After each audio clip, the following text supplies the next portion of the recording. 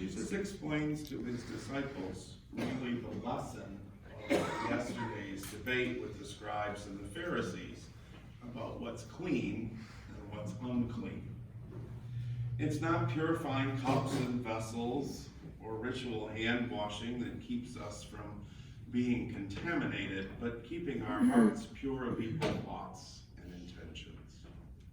The obsession with external cleanliness or avoiding certain foods may protect us physically, but what about our spiritual health? Jesus graphically compares digestive intake to moral output. Food goes through the body and out is waste, but immorality originates in the heart in the form of evil desires and designs, and when these are expressed in word and action, that's what defiles a person. Jesus' criticism of the scribes and the Pharisees is that while they cultivate their appearance and ritual lives, they are in fact hypocrites, actors wearing masks that really hide their true intentions.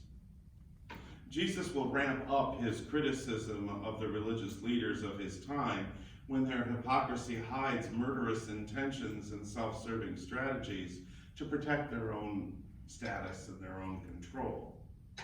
He'll go on to say that they're like whitewashed tombstones that hide the dead men's bones. They're teachers who attract disciples only to corrupt their minds and prevent them from knowing the truth.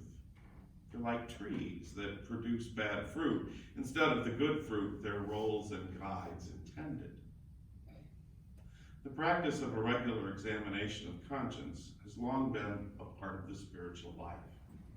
It's how we get beneath our behaviors, to look at the root causes for the dissonance and the disconnect between the person that we want to be and the person we are when nobody else is watching.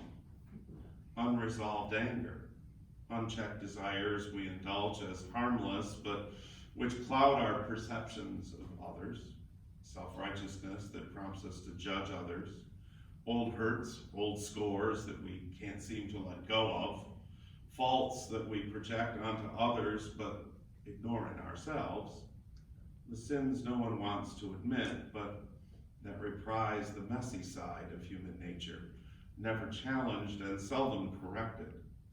All of these issues wait for our decision to surrender to our need for conversion.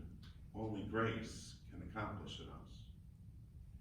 Jesus warned his disciples at another point in the gospel to beware of the yeast of the scribes and the Pharisees, the invisible culture that slowly invades and transforms a person into a self-righteous zealot, lacking compassion or insight into their own weaknesses, lording it over others for their own good, separate from and superiority to ordinary people.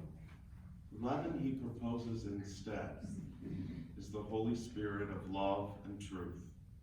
And he assures us that God will give this Spirit to anyone who asks for it.